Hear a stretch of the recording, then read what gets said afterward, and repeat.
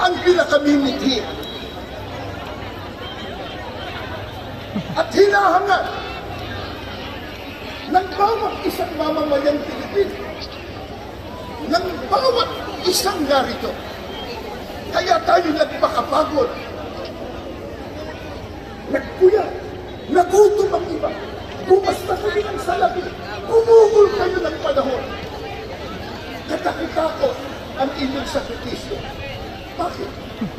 Ano ba ang pinakahahangad po nating matamo? At paano yun matatamo? Tuturuan tayo, hindi ng politiko, kundi ng Diyos sa pamamagitan ng kanyang salita na nakasulat sa Biblia.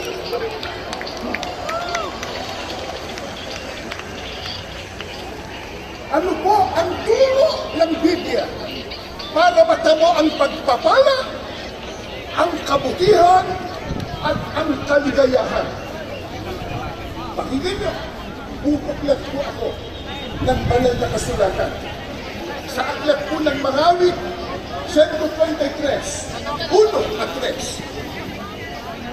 Basta ninyo, napakabuti at pagkaligaya na magkapatid sa mga magkakapatid na magsitahan, magsitahang magkakasama sa pagkakaisa. Saan daw po? Hello! Gayaan niya ng hamog sa Hermon na tumutulo sa mga bundok ng Siyon, sapagkat doon pinarating ng Panginoon ang pagpapala sa makatibagay ang buhay na magpakailanman. Ano po ang turo ng Biblia para makamit po natin ang pagpapala, ang kabutihan at kaligayahan?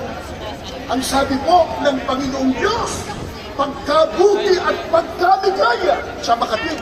Ito, Baba daw, baba. mabuti sa Diyos